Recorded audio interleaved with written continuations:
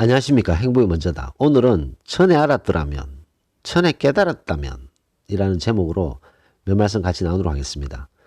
예전에 어떤 상처, 아픔이 있는 거죠. 그래서 그때 상처받고 아픔이 있었을 때 내가 지금 알고 있는 것을 그때 알았더라면 이라는 그런 맥락으로 오늘 제목을 정했습니다.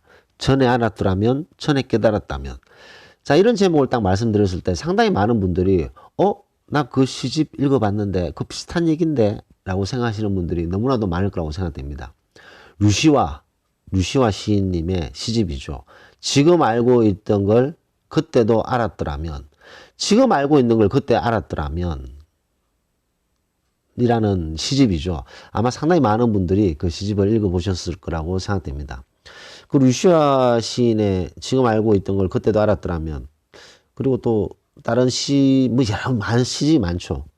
새는 날아가면서 뒤돌아보지 않는다. 그런 시집도 있죠. 여하튼 비슷한 제목입니다만, 전에 알았더라면, 전에 깨달았다면, 이라는 제목으로 오늘 몇 말씀 나누도록 하겠습니다.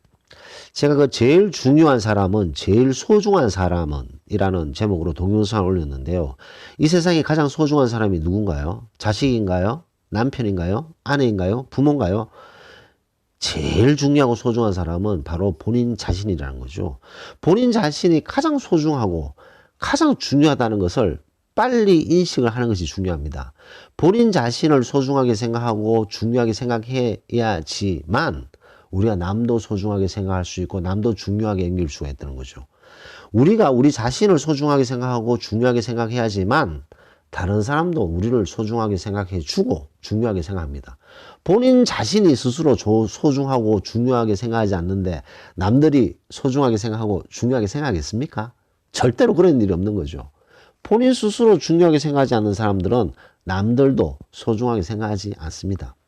그 동영상에 박모님께서 댓글 주셨는데 이분의 댓글을 보면 행복이 먼저다를 이제 안 게 너무 안타깝습니다. 3년 전에 알았더라면 그렇게 우울해하지도 않고 이런 지혜로운 말씀을 듣고 빨리 삶의 질이 달라졌을 텐데 아쉽습니다.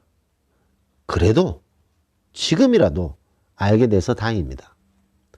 마음에 어찌 이리 와닿는 말씀만 쏙쏙 하시는지 너무 감사하고 집에 있을 때 거의 행복이 먼저다만 듣고 있습니다. 위로도 많이 받고 지혜도 얻고 정말 감사합니다. 선생님.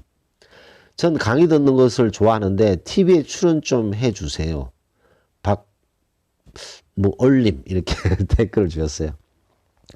3년 전에 어떤 이제 슬픔이 있고 아픔이 있고 괴로움이 있으셨던 거죠. 그래서 그 3년 전으로 돌아갔으면 지금 행복이 먼저다를 통해서 본인의 자존감을 높이고 너무나도 소중하고 귀중한 사람은 본인 자신이라는 것을 느끼고 사람들로부터 어떤 상처, 아픔을 덜 받았을 텐데 라는 말씀이 아닌가 생각됩니다. 많은 분들이 과거에 대해서 아쉬워하죠. 그때 내가 그 실수를 안 했었다면 지금의 내 내공을 가지고 있었다면 그때 그런 실수를 안 했을 텐데 그런 아픔이 없었을 텐데 라고 생각하시는 분들이 너무너무 많습니다. 3년 전에 5년 전에 내가 그때 그 사람을 믿어서 이런 배신을 당했는데 그 배신 때문에 내가 말도 안 되는 우울증도 겪고 사람 기피증도 생기고 대인 기피증도 생기고 불안장애도 생기고 내가 그때 그 사람을 왜 믿었을까? 지금 생각해보면 내가 어리숙했구나.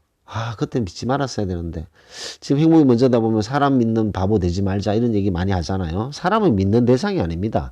배려해주고 거기에서 끝나는 거지 그 사람을 나는 너를 믿어 본인 자신도 못 믿으면서 남을 믿는다는 거 웃기는 얘기죠. 그 다음에 3년 전, 5년 전 어떤 사기를 당했어요. 그럴싸한 감언이설로 사기를 친 사람한테 사기를 당한 사람들. 그런 분들 너무나도 속상하지 않습니까? 어렵게 모았는 재산을 사기를 당해서 홀라당 날리신 분들. 그 아픔을 어떻게 감내할 수 있겠습니까? 사기를 치는 사람들은요, 대부분 스타일이 같습니다. 그럴싸한 포장을 하죠. 그리고 기대하게 만들죠. 이렇게 하면 일확천금이 떨어지고 이렇게 하면 큰 명예를 얻고 이렇게 하면 큰 권력 재력을 얻게 된다. 그렇기 때문에 이걸 안 하면 바보다. 이걸 하세요. 세상에 이렇게 좋은 게 어디 있습니까? 그거 다 사기입니다. 그게 다 사기라고 봐야 되는 거죠. 왜 사기냐? 모든 분야에서 모든 분야, 이 모든 분야에서 재력이든 권력이든 명예든 어떤 분야에서 그 분야에서 우뚝 선 사람들의 공통점이 있는 거죠. 그 사람들이 어느 날 갑자기 퓨 해서 한 번에 무엇을 이룩하고 한 방에 무엇을 쟁취하고 그런 거 세상에 없습니다.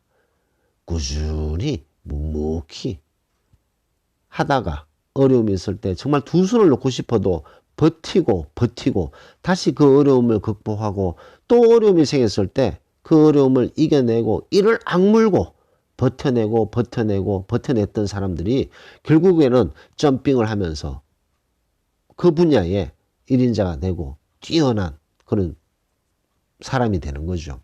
뭐 재력, 권력, 명예도 다 마찬가지가 아닌가 생각됩니다.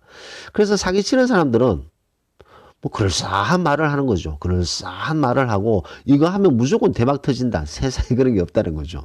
인생 자체가 고단하지 않습니까? 그래서 3년 전, 5년 전, 그 사람한테 내가 사기를 당해서 그거 생각하면 너무나도 억울해. 이런 분들 의외로 많다는 거죠. 3년 전, 5년 전 내가 내 자신을 더 존중하고 사랑했었다면 그런 말도 안 되는 소인배한테 당하지 않았을 텐데 내가 내 자신을 더 가꾸고 내가 내 자신을 더 존중하고 사랑했었다면 그런 말도 안 되는 인간한테 폭언을 듣고 살지는 않았을 텐데 내가 당당하게 내 말을 했었더라면 그런 힘든 시간을 보내지 않았을 텐데 라고 아쉬워하는 분들 얼마나 많으시겠습니까? 그래서 많은 분들이 내가 전에 알았더라면 전에 깨달았다면 라는 생각을 하게 된다는 거죠. 박모님처럼. 자, 근데 여기서 중요한 것이 과거의 어떤 그런 아쉬움, 어떤 상처, 아픔, 괴로움에 생기게 됐던 본인의 어떤 그런 부족한 부분을 지금 생각했을 때 내가 그때 왜 그랬을까? 그때 내가 그런 실수를 안 할 수 있었을 텐데 라고 생각하는 자체가 벌써 발전된 거죠. 발전이 전혀 되고 있지 않고 본인을 전혀 업그레이드하지 않고 본인이 전혀 바뀌지 않으면 3년 전의 실수, 5년 전의 실수를 지금도 하고 있어요. 지금도 하고 있는 거죠. 옛날에 그런 말 있잖아요. 한 번 당하지 두 번 당하냐. 뭐 이런 말 있습니다. 한 번 당하지 두 번 당하냐. 의외로 많은 분들이 한 번 당하고 두 번 당하고 세 번 당하고 네 번 당하는 분들 너무너무 많습니다. 한 번 당하고 나서 그 당하고 난 뒤에 왜 당했는가? 무엇이 잘못됐는가? 본인을 돌아보고 본인을 성찰하고 본인 자신을 업그레이드하고 본인의 내면의 힘을 키우고 자존감을 높이고 사람에 대한 생각에 자기의 어떤 철학 가치관을 정립하고 그런 것들을 계속 업그레이드 하게 되면요. 한 번 당하지 두 번 안 당합니다. 근데 한 번 당하고 아무 생각이 없잖아요. 뭐 그냥 뭐 살지 뭐 인생 뭐 별거 있어. 그냥 뭐 이렇게 한평생 이렇게 살다 가는 거지 뭐. 이딴 소리를 하게 되면요.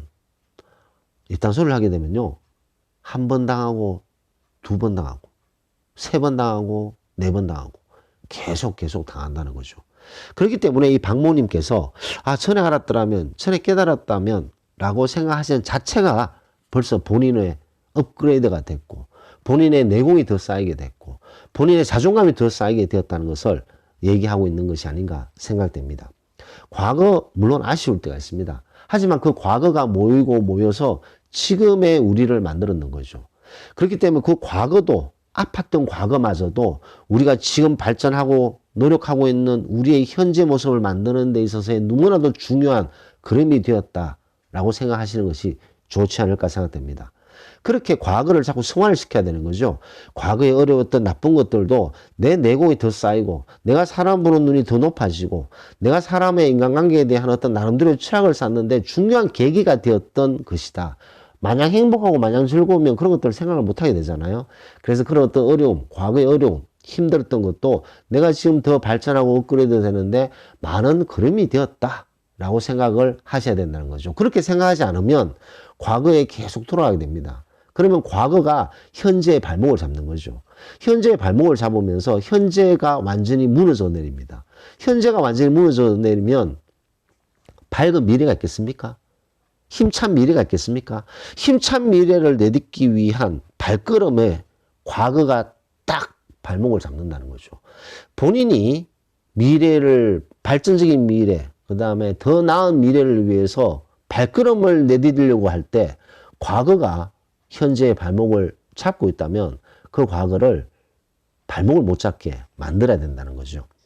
가장 중요한 방법 중 하나가 어떤 아픔이든 괴로움이든 그것을 더 발전적인 본인의 미래를 위해서 자꾸 승화를 시켜야 된다는 거죠.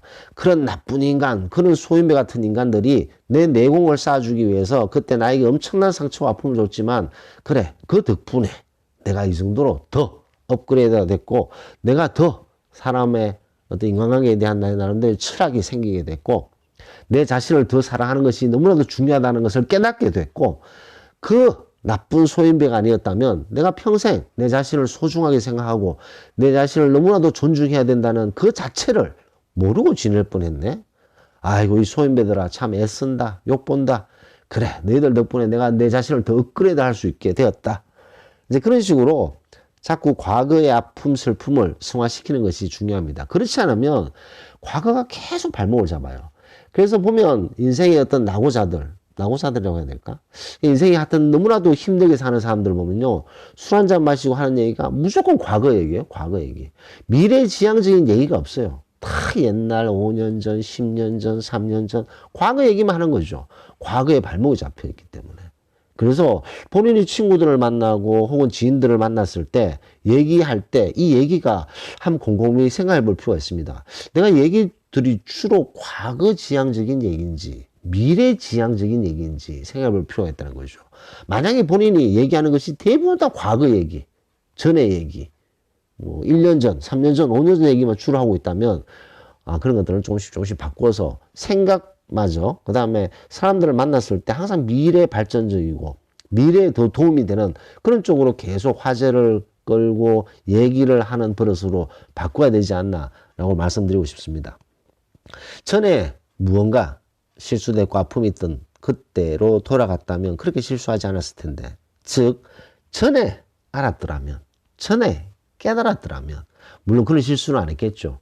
하지만 지금도 전혀 늦지 않았다는 것을 강조하면서 오늘 녹음을 마치도록 하겠습니다.